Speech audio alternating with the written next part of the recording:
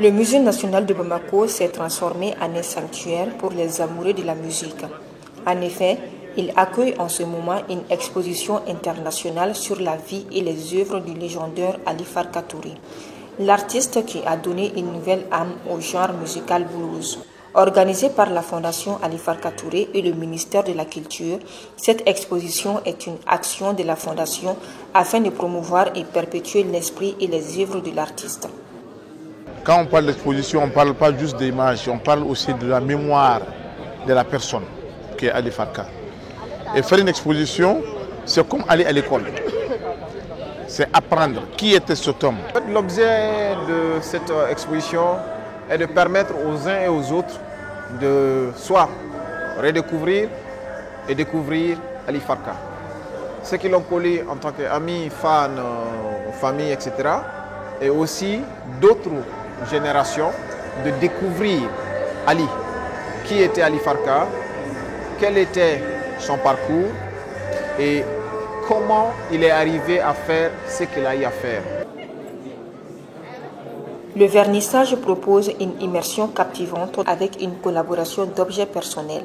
Les visiteurs peuvent y découvrir des photos d'archives inédites et les instruments de musique de l'artiste, invitant ainsi la nouvelle génération et ses fidèles admirateurs à se reconnecter avec l'héritage d'un artiste éternellement présent dans les esprits.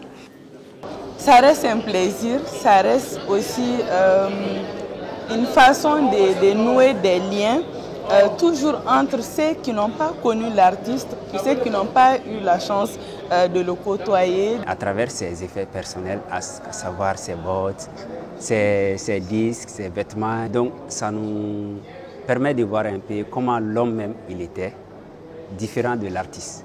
Voir aussi exposer tous ces trophées. Nous qui sommes jeunes, ça nous pousse davantage à travailler encore.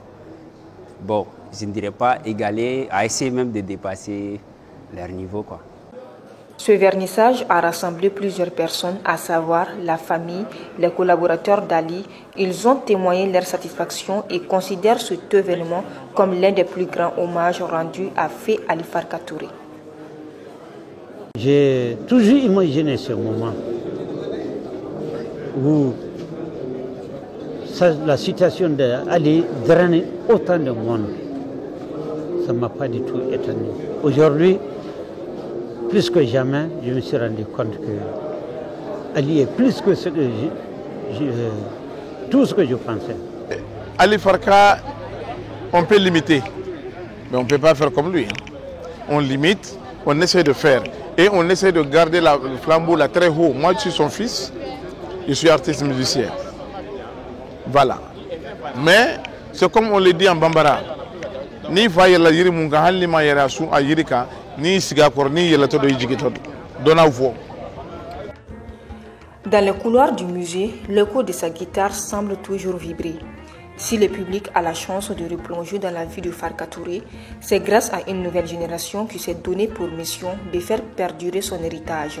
Cet événement est plus qu'un simple hommage, c'est la preuve que la musique de Farka Touré ne s'est pas tuée, mais qu'elle continue de résonner, portée par ceux qui l'aiment et qui veulent faire vivre longtemps son âme.